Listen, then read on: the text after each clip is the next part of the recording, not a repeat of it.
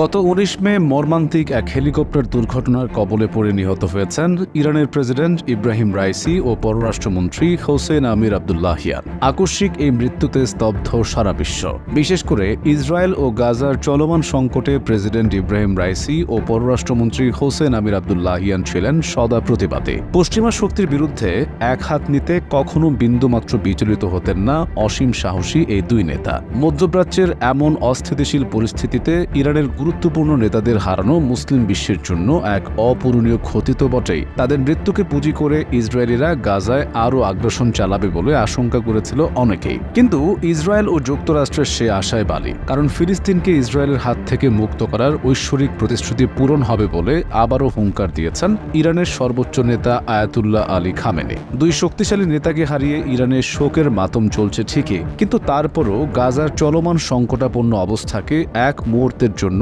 অবহেলা করছেন না ইরানের সর্বোচ্চ এ নেতা। ইরানের প্রেসিডেন্ট ইব্রাহিম রাইসি এবং তার সফর সঙ্গীর মৃত্যুর পর হামাসের রাজনৈতিক ব্যুরোর প্রধান ইসমাইল হানিয়ে সহ একটি প্রতিনিধি দল গত বুধবার খামেনির সঙ্গে সাক্ষাৎ করেন। এ সময় খামেনি এসব কথা বলেন। বৈঠকে খামেনি ফিলিস্তিন জাতিকে, বিশেষ করে গাজার জনগণকে ইরানের প্রেসিডেন্ট ও পররাষ্ট্রমন্ত্রীর মৃত্যুতে সমবেদনা জানানোর জন্য ধন্যবাদ জানান। এ কারণে যে গাজায় চলমান ইসরায়েলি বর্বরতার মাঝেও তারা ইরানের দুঃসময়ে সমবেদনা জানাতে ভোলেননি। তিনি হানিয়ের সন্তানদের শাহাদাতের জন্য সমবেদনা জানান এবং হামাসের রাজনৈতিক ব্যুরো প্রধানকে তার ধৈর্যের জন্য প্রশংসা করেন।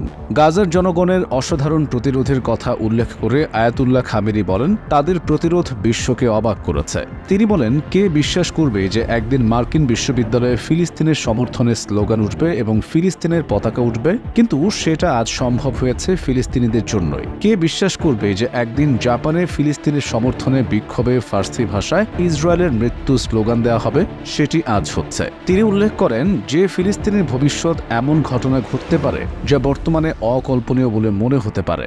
আল্লাহর ঐশ্বরিক ক্ষমতায় সেই দিন তখনই আসবে যখন ফিলিস্তিন মুক্ত হবে এবং একটি স্বাধীন রাষ্ট্র প্রতিষ্ঠিত হবে। গত বছরের ৭ অক্টোবর হামাসের নজিরবিহীন হামলার পর থেকে ফিলিস্তিনের অবরুদ্ধ গাজা উপত্যকায় নিরবিচ্ছিন্ন আক্রমণ চালিয়ে আসছে ইসরায়েলি প্রতিরক্ষা বাহিনী তথা আইডিএফ।